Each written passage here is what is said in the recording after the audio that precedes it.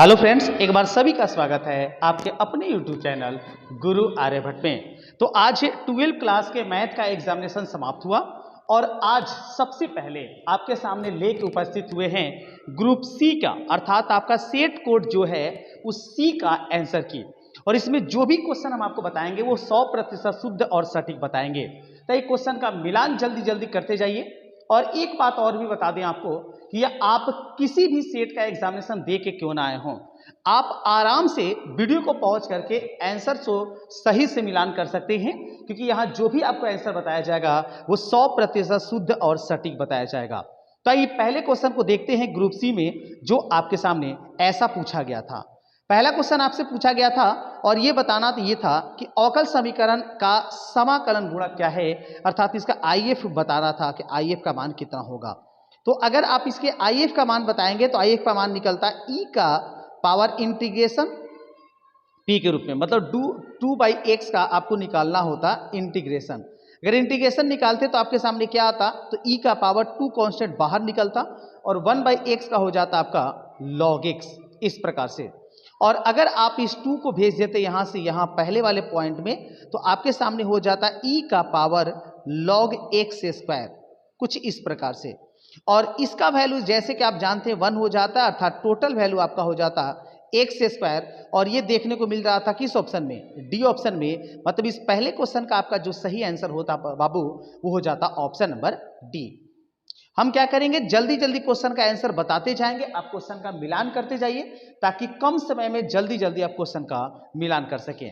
आपको बताना है कि इसका क्रॉस प्रोडक्ट का वैल्यू क्या आता, तो दूसरे का सही होता ऑप्शन नंबर सी, दूसरे में बढ़ते ऑप्शन नंबर सी के साथ। तीसरा देख लेते हैं। तो तीसरा आपके सामने जो क्वेश्चन था इसका सही जवाब होता, आपको इसका मॉडुलस निकालना था। तो मॉडुलस जब आप निकालते तो इसका मॉडुलस का वैल्यूएशन आ जाता, और वो आ जाता है जैसे देख सकते हैं 1 का स्क्वायर 1, 2 का स्क्वायर 4, फिर 2 का स्क्वायर 4 हुआ, 4 4 8 1 9, इसका वर्गमूल, और ये आप निकालते तो टोटल 3 आता, और ये दिया गया था ऑप्शन नंबर ए में। तो तीसरे का मेरा सही आंसर मेरे प्यारे बच्चे होता ऑप्शन नंबर ए। चौथा प्रश्न देख लीजिए। चौथा क्वेश्चन था कि x + 2y - 3 z + 15 के अभिलंब के दिक् अनुपात का वैल्यू क्या होता है। इसका दिक् अनुपात आपके सामने जो हो जाता वो हो जाता आपके सामने, इसका जो सही वैल्यू था वो था ऑप्शन नंबर बी में। ऑप्शन बी जो होगा इसका सही आंसर होगा। दिक् अनुपात का वैल्यू आपके सामने ऑप्शन नंबर सी हो जाता, माफ कीजिएगा ऑप्शन नंबर डी हो जाता, सॉरी। इस क्वेश्चन का आपका सही आंसर होगा ऑप्शन नंबर सी।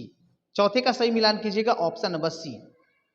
पांचवा देख लीजिए, सरल रेखा के दिक् अनुपात बताना है। तो इसका दिक् अनुपात अगर आपको बताना होता तो दिक् अनुपात क्रमशः हो जाते, और वो होते 1 आपके हो जाते -1, और ये हो जाता 2 और 5, अर्थात इसका सही आंसर आपके सामने पता चलता, और वो चलता ऑप्शन नंबर सी। पांचवे का सही आंसर होता बच्चों ऑप्शन नंबर सी। छठा का मिलान कर लीजिए, थोड़ा सा तेज क्वेश्चन को बताने का प्रयास करेंगे। छठा का आपका सही आंसर हो जाता, आपको किस बिंदु से गुजरती है इसका सही आंसर हो जाता छठे का ऑप्शन नंबर ए। सातवें का मिलान कर लीजिए, सातवें का क्या आंसर होगा, तो सातवां अगर आप मिलान करते आपको बताना था इसका क्रॉस प्रोडक्ट का वैल्यू क्या होगा। इसका क्रॉस प्रोडक्ट का जो वैल्यू आ जाएगा वो आ जाएगा ऑप्शन नंबर सी में। ऑप्शन सी जो होगा इसका करेक्ट आंसर होगा। आठवां देख लीजिए, आठवां में डेरिवेटिव बताना है x³ का, तो x³ का हो जाता है 3x², और e के पावर x का हो जाता है e का पावर x, क्योंकि कुत्ते की पूंछ होती है ये। और ये देखने को कौन से ऑप्शन में मिल जाता था, तो ये दिखने को मिलता ऑप्शन सी में। इस आठवें का सही होता ऑप्शन नंबर सी। नवा देख लीजिए, नवा में डेरिवेटिव्स बताना था आपको इसका, तो tan x का डेरिवेटिव्स हो जाता है sec² x, और sin² x का हो जाता है 2 sin x × cos x। Option C जो होता है इसका सही आंसर होता, नवे का सही होता ऑप्शन नंबर सी।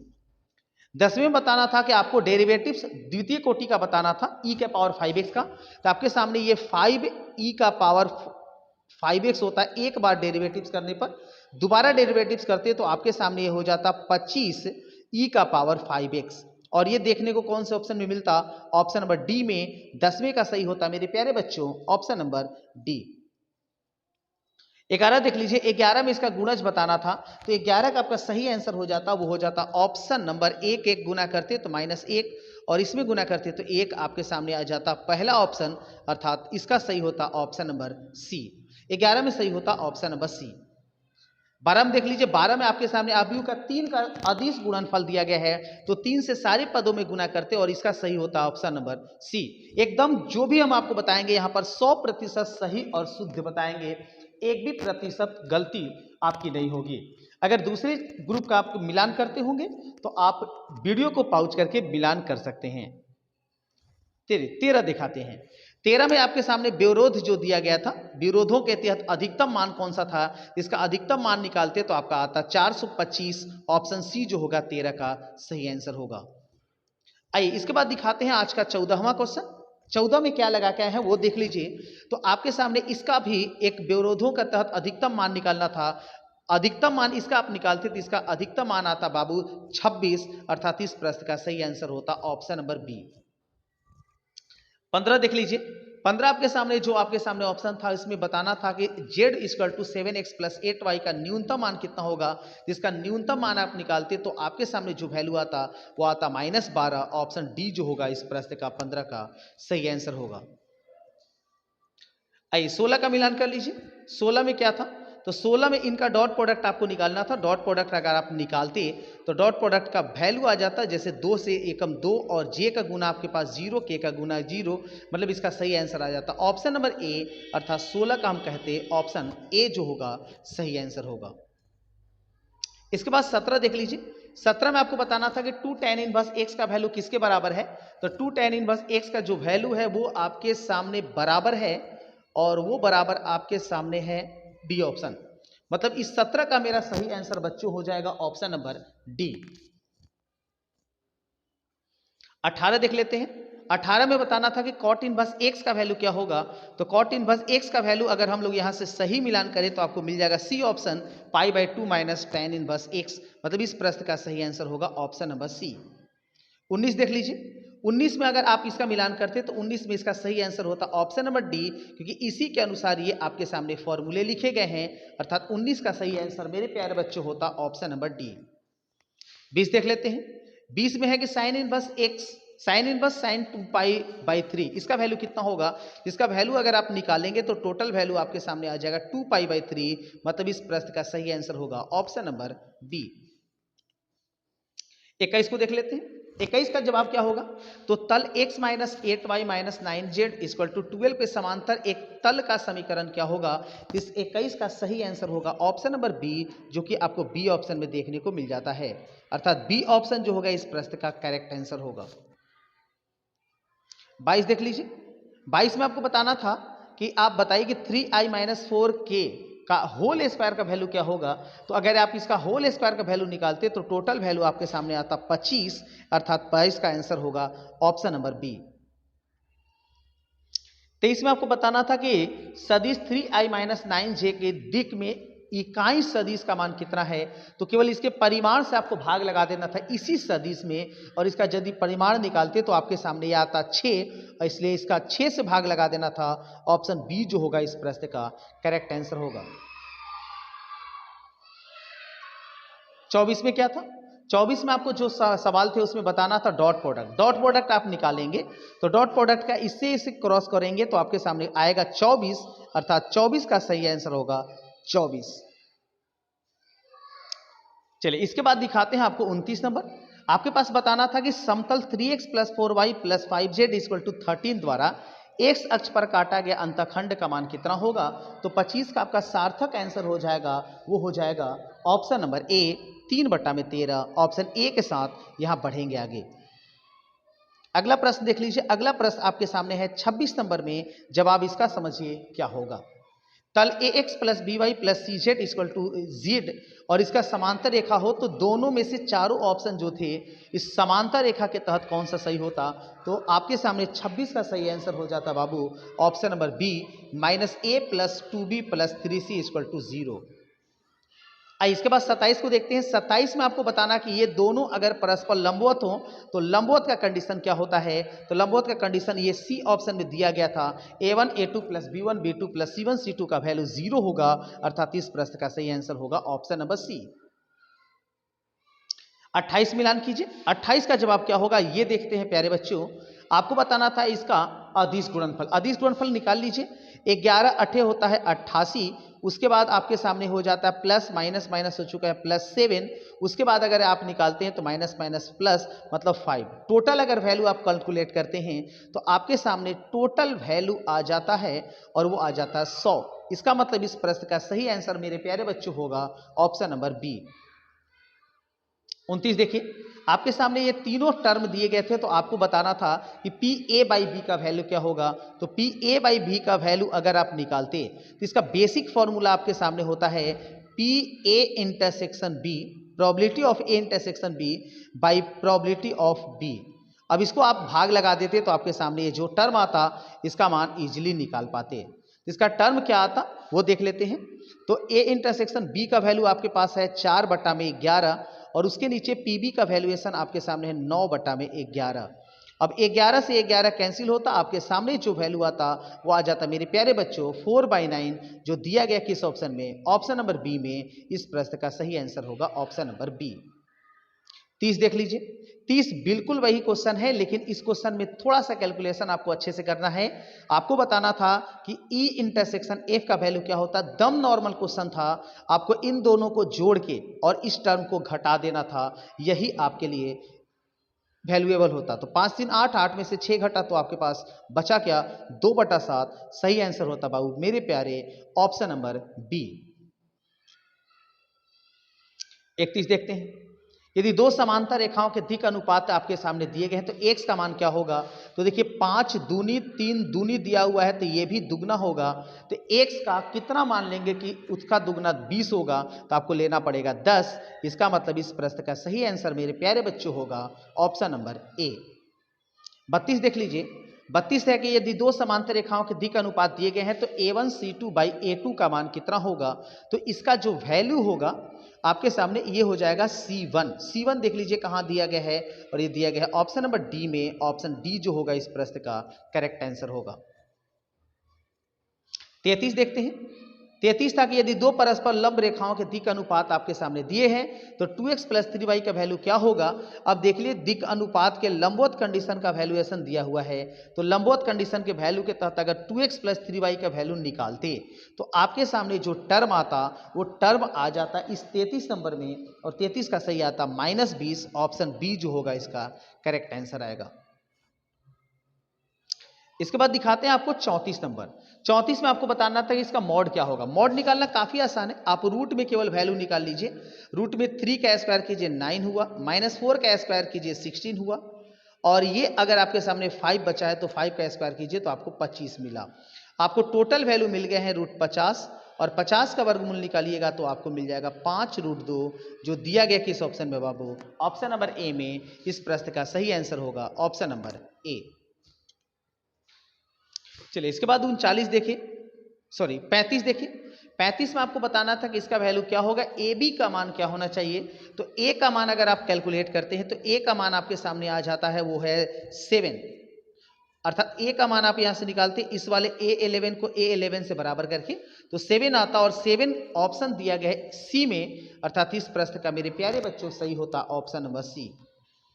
36 देख लीजिए, 36 में आप इसका अगर प्रसारण करेंगे, इस पूरे भाग का अगर मान निकालेंगे तो आपके सामने जो टोटल वैल्यूएशन आ जाएगा वो आपके सामने आ जाएगा 1, जो कि दिया गया ऑप्शन नंबर डी में। कैलकुलेशन कर सकते हैं, आपके सामने 1 ही आने वाला है। 37 देखिए, 37 में आपको बताना था कि इस डिटर्मिनेंट्स का वैल्यू कितना होगा। तो अगर इसका टोटल वैल्यू आप निकालेंगे तो आपको मिल जाएगा 0, अर्थात 37 का सही होगा ऑप्शन नंबर ए। 38 देख लीजिए, 38 में आप इसको क्रॉस प्रोडक्ट करते, मतलब आपके इस मॉड का वैल्यू निकालते तो आपके सामने यहाँ आ जाता -1 और यहाँ से आ जाता +1, टोटल वैल्यू करते तो 0, और ये दिया गया किस ऑप्शन में बाबू, ऑप्शन नंबर ए में। इस प्रश्न का सही आंसर होगा ऑप्शन नंबर ए। 39, ऐसे काफी आसान क्वेश्चन पूछे गए थे। अब कितने क्वेश्चन आप करके आए हैं कमेंट में जरूर रिप्लाई कीजिएगा, ताकि आपके सारे क्वेश्चनों को जल्दी जल्दी आप मिलान कर सकें और आप अपने रिजल्ट को, अर्थात कल के फिजिक्स के एग्जामिनेशन के लिए आप मजबूती प्राप्त कर सकें। फिजिक्स का क्वेश्चन भी हम अपलोड कर चुके हैं, आप उसे एक बार जरूर देख लीजिएगा, उसका डिस्क्रिप्शन बॉक्स में लिंक दिया हुआ है। इसको क्रॉस करने पर कितना आएगा, इसको क्रॉस करेंगे तो ऑप्शन ए में जो दिया गया है वो सही आएगा। ऑप्शन ए जो होगा 39 का सही होगा। चलिए थोड़ा तेज प्रश्न करके बता देते हैं आपको। 40 का आपका सही जवाब होगा, 40 में अगर आप गुना करेंगे तो 40 में आपके सामने जो गुना होगा वो गुना का वैल्यू आ जाएगा सी, ऑप्शन सी के साथ बढ़ चलेंगे आगे। 41 देखिए, 41 में अगर इसको आप क्रॉस करते हैं तो इसका जो सही आंसर आता है 13 दूनी 26, 15 0, अर्थात ए सी ऑप्शन में सही है, ऑप्शन सी के साथ बढ़ेंगे आगे। 42 देखिए, 42 में भी आपका इसको क्रॉस प्रोडक्ट मतलब गुना करना था, तो गुना करते तो क्या होता, 2 दूनी 4 और 3 पचे 15, अर्थात 15 और 4 19, 19 देखिए किस ऑप्शन में है, साथ ही साथ अगर इसको गुना करते तो 19 45, ऑप्शन सी जो होगा इसका सही आंसर होगा। चलिए कुछ इंटीग्रेशन के क्वेश्चन भी आसान थे। 43 tan थीटा का आपको इंटीग्रेशन बताना था, अगर इसका आप इंटीग्रेशन करते तो ऑप्शन आता 0, क्योंकि अपर लोअर जो दिया गया है वो प्लस और माइनस के टर्म दिए गए हैं जो कैंसिल होके 0 आ जाएगा। 44 देख लीजिए, sine cube theta into cos square theta का इंटीग्रेशन क्या होता, तो 44 का आपका बाबू सही होता और वो सही होता option number B, C plus cos theta, option B के साथ बढ़े चलेंगे आगे। 45 देख लेते हैं, बहुत जल्दी हम लोग अपने 100 क्वेश्चनों का टारगेट जो था आज का पूरा करेंगे। आपको बताना कि इसका इंटीग्रेशन क्या होगा, तो 45 का इंटीग्रेशन का जो टर्म होगा वो आपके सामने हो जाएगा k प्लस साइन थीटा, जो दिया गया है किस ऑप्शन में बाबू, ऑप्शन नंबर सी में। 46 देख लीजिए, 46 आपके सामने है कि 4 cos x minus 5 sine x का वैल्यूएशन क्या होगा, इसका सही वैल्यू हो जाएगा option number A, k plus 4 sine x plus 5 cos x। 47 देखिए, 47 का अगर आप इसका इंटीग्रेशन किए होंगे तो इसका इंटीग्रेशन का टोटल टर्म आया होगा जो कि बी ऑप्शन में है, log 2a cos x plus 3 sin x, option B is correct. 48 48 number देखिए, 48 का आपका सही जवाब हो जाएगा option number D, log x cube plus 2x। 49 इसी के साथ देख लीजिए, 49 अगर आप मिलान करेंगे तो 49 का जो सही होगा वो हो जाएगा option number C, 1/√5 tan inverse x/√5। 50 का मिलान कीजिए, 50 के आपके सामने जो क्वेश्चन था इसका अगर सही मिलान करेंगे तो इसका सही आंसर आ जाएगा 3 log 2, option D is correct answer. 51 देख लेते हैं, 51 को देखते हैं तो 51 में आपके सामने है साइन इनवर्स 1/2, टोटल वैल्यू होता 1/2 जो दिया गया है ऑप्शन नंबर बी में, अर्थात 51 का सही आंसर ऑप्शन बी होगा।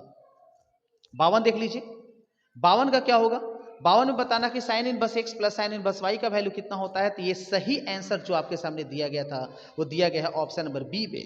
ऑप्शन नंबर बी में प्रश्न का सही बताएंगे हम जवाब, ऑप्शन बी होगा।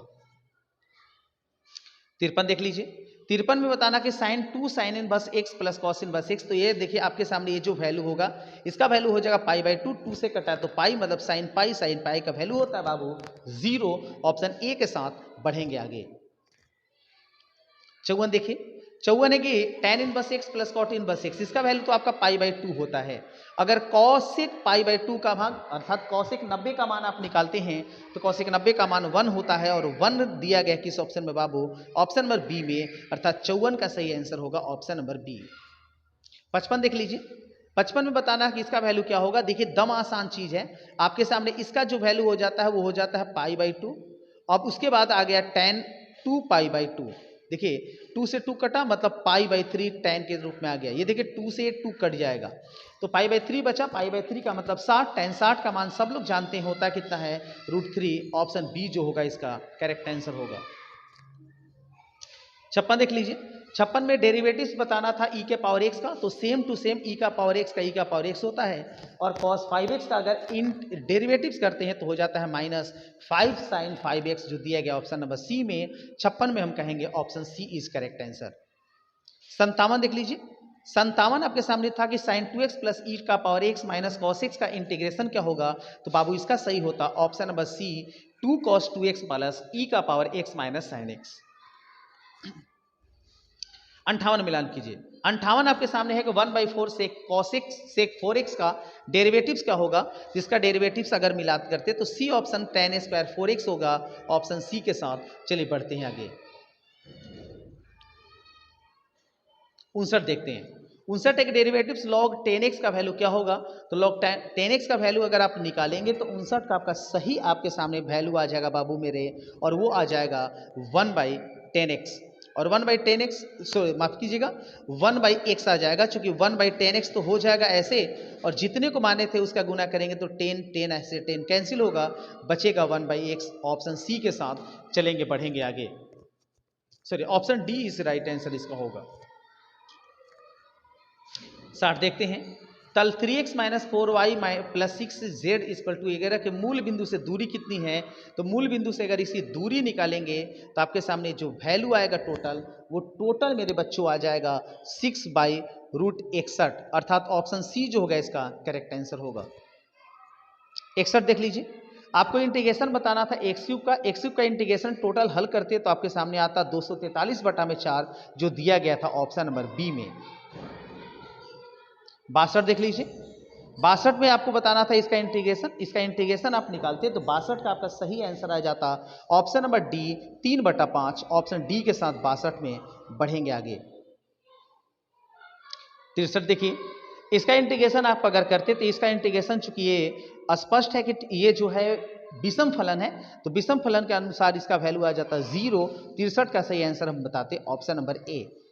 64 देख लीजिए, √x का हमें करना था इंटीग्रेशन, तो √x का हो जाता है बाबू मेरे, और वो हो जाता है x का पावर 3/2, और नीचे आ जाता है 2/3, और 3 पहले है, मतलब 2x का पावर 3/2 जो दिया गया ऑप्शन नंबर बी में। ऑप्शन बी जो होगा इसका करेक्ट आंसर होगा। 65 देख लीजिए, 65 में आपके सामने ये जो इंटीग्रेशन के टर्म है, इसका इंटीग्रेशन अगर करते तो आपका सही आता option number C log mod x - 2 + k। 66 देखते हैं, आपको बताना था कि इसका आंसर क्या होता, तो इसका सही आंसर होता 66 का option number C. Option C के साथ यहां बढ़ते आगे। 67 मिलान कर लीजिए, 67 आपके सामने है कि 25 इंटीग्रेशन सेक 5x इंटू से tan 5x का वैल्यूएशन क्या होगा। इसका वैल्यूएशन 67 में मिलान करते तो आपका आता 5 सेक 5x + k। ऑप्शन बी के साथ इस 67 में बढ़ते आगे। चलिए 68 देखिए, 68 बताना था कि सेक स्क्वायर 4x का इंटीग्रेशन क्या होता है। इसका सही इंटीग्रेशन होगा 1/4 tan 4x + k। बी के साथ बढ़ेंगे आगे। 69 का देख लीजिए, 69 में आपको बताना था कि i + k, अगर आप इसको गुना करते तो इसका और इसका गुना हो जाता 1। देख लीजिए, k और i को गुना करेंगे तो k और i का गुना आपके सामने, इतना तो सबको पता है कि इसका वैल्यू हो जाएगा 1, और उसके साथ अगला गुना करेंगे तो 1 1 और 1 हो जाता बाबू 2। ऑप्शन सी के साथ 69 में बढ़ेंगे आगे। 70 देखिए, 70 में आपके सामने जो आपके सामने फलन है, तो 70 में आपके सामने डेरिवेटिव्स 1/1x² बताना था। सही होता option number C 1/6 tan inverse 6x + k। 71 देख लीजिए, 71 एक डेरिवेटिव्स 2 cos 3x + 4 का वैल्यूएशन बताइए। इसका सही होता -3/2 sin 3x/4। ऑप्शन डी के साथ यहां बढ़ते आगे। चलिए अगले क्वेश्चन को देखिए, अगला प्रश्न आपके सामने है 72 नंबर में, और 72 है कि डेरिवेटिव्स e का पावर -3x का वैल्यू क्या होगा। तो इसका सही आंसर होगा ऑप्शन नंबर सी 3e का पावर -3x। अगले क्वेश्चन को देखिए, अगला प्रश्न आपके सामने था 73 नंबर, जो बताना था कि 11 का पावर x का डेरिवेटिव्स बताइए। तो इसका सही आंसर आपके सामने हो जाता, और वो होता 73 में अगर मिलान करते तो 1 का पावर x वाले कंडीशन से आपका बनता, मतलब 11 का पावर x, उसके बाद आपके सामने आता log 11, और ये कंडीशन कहाँ दिख रहा है, ऑप्शन नंबर सी में। इस प्रश्न का 73 का सही होगा बाबू मेरे, ऑप्शन नंबर सी। 74 देख लीजिए, 74 में डेरिवेटिव्स बताना है 1/3x - 2 का। तो इसका अगर डेरिवेटिव्स करते तो आपके सामने डेरिवेटिव्स का जो टर्म आता वो आता option number A. Option A जो होगा, माफ कीजिएगा थोड़ा सा गलती, यहां पर ऑप्शन ए नहीं होगा बल्कि ऑप्शन बी होगा। ऑप्शन बी जो होगा इसका राइट आंसर होगा 74 का। 75 देख लीजिए, यदि x = a cos square theta y b sin square theta, तो डेरिवेटिव्स बताना था। अगर इसका डेरिवेटिव्स 75 का आप निकालते तो 75 का डेरिवेटिव्स जो आपके सामने आ जाता, वो होता आपका -b/a tan स्क्वायर a। मतलब इस प्रश्न का सही हम बताते option number B, option number D. चलिए 76 देख लीजिए, अवकल समीकरण आपके सामने है। इस अवकल समीकरण का हल बताना है। इस अवकल समीकरण का आपके सामने जो हल आता, मेरे प्यारे बच्चों, इसका आंसर आता x³ - y³ = k। Option D जो होगा इसका करेक्ट आंसर होगा। चलिए 77 को देख लीजिए। 77 में क्या जवाब होता है ये थोड़ा सा समझ लेते हैं। 77 में आपके पास डॉट प्रोडक्ट है, डॉट प्रोडक्ट को गुना करते तो क्या मिलता, जे का जे से गुना करते तो -1 मिला, उसके बाद के नहीं है इसमें देख लीजिए, तो के का पद गुना हो 0 हो गया, और आई का आई से गुना करते तो आपको मिलता -6, और टोटल वैल्यू हो जाता बाबू मेरे वो हो जाता -7, और -7 दिया गया ऑप्शन नंबर सी में। 77 का सही होता ऑप्शन नंबर सी। 78 देख लीजिए। 78 में अवकल समीकरण का हल बताना था, इस अवकल समीकरण का हल बताते तो आपका सी ऑप्शन सही होता, ऑप्शन सी के साथ। चलिए बढ़ते हैं आगे। अगला प्रश्न देख लीजिए 79। अवकल समीकरण आपके सामने, इस अवकल समीकरण का हल बताना था, इसका सही आंसर होता option number B 1/x + 1/y = k, option B के साथ। यहां बढ़ते आगे 80 देख लीजिए। 80 के अवकल समीकरण आपके सामने, इसका समाकलन गुणक बताइए। इसका समाकलन गुणक अगर आप बताते तो आपके सामने आ जाता e का पावर इंटीग्रेशन -sin x, और अगर इसका आप sin x का इंटीग्रेशन करते तो आपके सामने आ जाता -cos x, मतलब cos x इसका सही होता e का पावर cos x, और ये दिया गया मेरे प्यारे बच्चों ऑप्शन नंबर डी में। 80 का सही आंसर हो जाता ऑप्शन नंबर डी। 81 देख लीजिए। यदि ए और बी स्वतंत्र घटना हो, पी ए और पी बी का मान हो, तो पी ए इंटरसेक्शन बी का मान, बस आपको इसको आपस में गुना कर देना था, तो 4 होता 12। ऑप्शन ए जो होगा सही होगा 0.12 अर्थात 0.12। 82 में बताना कि अभी जो आपके सामने इसका सहखंडज बताइए, तो सहखंडज में क्या करना था, इधर वाले का चिन्ह चेंज कर देना था और इसको आपस में चेंज कर देना था। ऑप्शन मेरे प्यारे बच्चे होता ऑप्शन नंबर ए। इसके बाद दिखा देते हैं हम आपको 83 नंबर। 83 का जवाब देखिए क्या है। अगर मेरे चैनल पर नए होंगे तो जरूर चैनल को सब्सक्राइब कर लीजिएगा, क्योंकि कल के एग्जामिनेशन के लिए सुपर मॉडल पेपर इस चैनल पर अपलोड है, आप जाके प्लेलिस्ट में जाके देख भी सकते हैं उसको। यदि एक रेखा का दिक कोसाइन आपके सामने है, तो x का मान बताना है कितना होगा, तो x का मान यहां सही आपके सामने हो जाएगा मेरे प्यारे बच्चों, वो हो जाएगा ऑप्शन नंबर ए अर्थात 6। 84 देखिए। 84 में आपको बताना था कि a बराबर आपके सामने एक अवयव है, तो a का पावर 25 का मान कितना होगा। तो अगर इसे 25 बार गुना करेंगे तो आपके सामने जो वैल्यू आएगा वो वैल्यू देख सकते हैं। जैसे मान लीजिए 2 बार हम इसको गुना करते हैं 1 0 1 0 1, अगर 2 बार हम इसको गुना करते हैं तो क्या मिलता है ये देख लेते हैं। ऐसे अगर 2 बार आप गुना करते हैं तो सिंपल सी बात है कि 2 बार गुना करने पर ये कितना आएगा, तो 2 बार गुना करने पर मेरे प्यारे बच्चों आएगा 1, फिर 0 से 0 ये आ गया 0, अर्थात 1 आया 0 आया, मतलब वही का वही आएगा, अर्थात जितना बार आप गुना करेंगे, चूंकि ये आपके सामने एकांक समूह है इसलिए इसका सही आंसर होगा ऑप्शन नंबर डी। चाहे पावर जितना भी हो, इसको गुना करने पर वही सेम टू सेम आएगा, इसमें कोई बदलाव नहीं होगा, अर्थात ये मात्रक सदिश है, मात्रक सदिश में कोई बदलाव नहीं होता है। ऑप्शन डी के साथ बढ़ेंगे आगे। चलिए 85 देख लीजिए। सक्रिय आपके सामने है a + b, ए और सक्रिय b का 3a + b से परिभाषित है, तो इसका वैल्यू बताना था। इसका वैल्यू अगर बताते तो आपके सामने होता 3 दूनी 6, 6 और 3 9, 9 और 5 का सक्रिय निकालते तो हो जाता 9 × 27 और +5 करते तो 27 और 5 आपके सामने हो जाता 32, जो कि दिया गया ऑप्शन नंबर बी में, अर्थात इस प्रश्न का सही आंसर होगा ऑप्शन नंबर बी। 86 देख लीजिए। 86 के ए और बी दो आपके सामने सेट हैं, तो ए और बी में फलनों की कुल संख्या कितनी है, तो फलनों की इसकी संख्या का टोटल काउंट करेंगे तो आपके सामने आएगा जो आएगा 12, अर्थात बी ऑप्शन इसका करेक्ट आंसर होगा।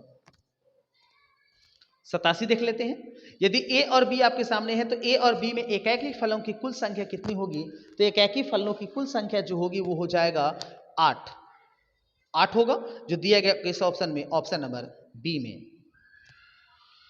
88 देख लीजिए। अवकल समीकरण का हल बताना है, जो आपके सामने अवकल समीकरण है इसका हल बताइए। तो अगर आप इसका हल निकालेंगे तो इसका हल जो आएगा मेरे प्यारे बच्चों वो आ जाएगा xy = k, जो दिया गया ऑप्शन नंबर डी में। इस प्रश्न में हम पढ़ेंगे ऑप्शन नंबर डी के साथ। चलिए 89 देखिए। i × i का गुणा का मान कितना होता है। i और i का गुणा की अगर बात करेंगे तो इसका वैल्यू हो जाता है मेरे प्यारे बच्चों 0। i को i से गुणा करेंगे cos 0, सॉरी माफ कीजिएगा 1 होगा, अर्थात इस प्रश्न में हम बढ़ेंगे ऑप्शन नंबर बी के साथ। 90 देखिए। j गुना i का वैल्यू क्या होता है, तो j को i से गुना करेंगे तो ऑप्शन बी -k वेक्टर होगा, ऑप्शन बी के साथ। यहां बढ़ेंगे आगे। 91 देख लीजिए, इंटीग्रेशन साइन 3x/4 का इंटीग्रेशन बताना था। तो अगर आप इसका इंटीग्रेशन करते तो इंटीग्रेशन में सही आता option number C, k-4/3 cos inverse cos 3x/4। Option C के साथ इस 91 में बढ़ेंगे आगे। चलिए दिखाते हैं इसके बाद 92 नंबर क्वेश्चन। आपको बताना था इंटीग्रेशन 7x/9 का, जिसका सही आंसर हो जाता मेरे प्यारे बच्चों वो हो जाता 9/7 साइन 7x/9। ऑप्शन सी के साथ 92 में बढ़ेंगे आगे। चलिए इसके बाद दिखाते हैं 93। काफी आसान क्वेश्चन पूछा गया था। उम्मीद करते हैं कि आप आराम से 50 क्वेश्चनों का सिलेक्शन कर लिए होंगे। और अगर मेरे चैनल पर नए होंगे तो जरूर चैनल को सब्सक्राइब कर लीजिएगा, क्योंकि प्रत्येक दिन सबसे पहले आंसर की और वायरल क्वेश्चन पेपर आपको सबसे पहले इस चैनल पर प्रोवाइड कराया जाता है। 93 देख लीजिए, सेक स्क्वायर 17x/23 का वैल्यूएशन कितना होगा। तो अगर आप इसका टोटल वैल्यू निकालेंगे तो टोटल वैल्यू आपके सामने ए नंबर में ये सही होगा, ए इज राइट आंसर। 94 देख लीजिए, 94 में इसका बताना था कि इसका इंटीग्रेशन कितना होगा। इंटीग्रेशन अगर आप इसका करेंगे तो इसका इंटीग्रेशन बी ऑप्शन में सही है, अर्थात बी ऑप्शन 94 का सही होता। 95 मिला लीजिए, 95 में अगर इसका इंटीग्रेशन करेंगे तो 95 में इसका इंटीग्रेशन जो होगा वो हो जाएगा ऑप्शन नंबर बी, 4x4 का 3 - 6x² प्लस के। इसके बाद दिखाते हैं 96। आपको बताना था इसका इंटीग्रेशन, इसका इंटीग्रेशन करेंगे तो आपको मिलेगा e का पावर x cos x, अर्थात ऑप्शन बी के साथ यहां बढ़ेंगे आगे। इसके बाद दिखाते हैं हम आपको 97 देख लीजिए। 97 में क्या था, e का पावर x³ प्लस 3x² तो आपके सामने ये टर्म गुना होकर केवल आ जाता, जो दिया गया किस ऑप्शन में, तो बाबू मेरे ये दिया गया है हमारे इस ऑप्शन में, जो दिया गया सी ऑप्शन। ऑप्शन सी जो होगा इस 97 का करेक्ट आंसर होगा। स्पेशल स्ट्रक्चर पर ये सवाल 3 गो थे आपके सामने। इंटीग्रेशन ई का पावर x 1/x - 1/x इसका गुना कर देते केवल आप तो आंसर आ जाता। और ये दिया गया था किस ऑप्शन में, ये दिया गया मेरे प्यारे बच्चों ए ऑप्शन में, ऑप्शन ए के साथ यहां बढ़ेंगे आगे। 99 देख आते हैं। 99 देखिए, 3k × 3i - 7k ये वैल्यू आपको बताना था डॉट प्रोडक्ट के तहत। तो डॉट प्रोडक्ट का वैल्यूएशन जानते हैं, k को k से गुना करते हैं तो 17 21 - 21 केवल हो जाता, जो दिया गया था ऑप्शन नंबर सी में, क्योंकि i को i से, j को j से, k को k से टर्म गुना किया जाता है कभी भी डॉट प्रोडक्ट में। चलिए आ गए हैं आज के अंतिम क्वेश्चन की ओर। उम्मीद करते हैं ये वीडियो आपको काफी ज्यादा पसंद आया होगा। अगर मेरे चैनल पर नए हैं तो जरूर चैनल को सब्सक्राइब कर लीजिए और इस वीडियो को अधिक से अधिक दोस्तों में शेयर कीजिए, ताकि सभी लोग इसका आंसर जल्दी जल्दी मिलान कर सकें। डेरिवेटिव्स बताना था sin 4x/5 का, जिसका डेरिवेटिव्स करते तो ए ऑप्शन में सही होता 4/5 cos inverse cos 4x/5। Option A के साथ बढ़ते हैं आगे। मिलते हैं अगले वीडियो में कुछ और नए टॉपिक के साथ, तब तक सभी को धन्यवाद।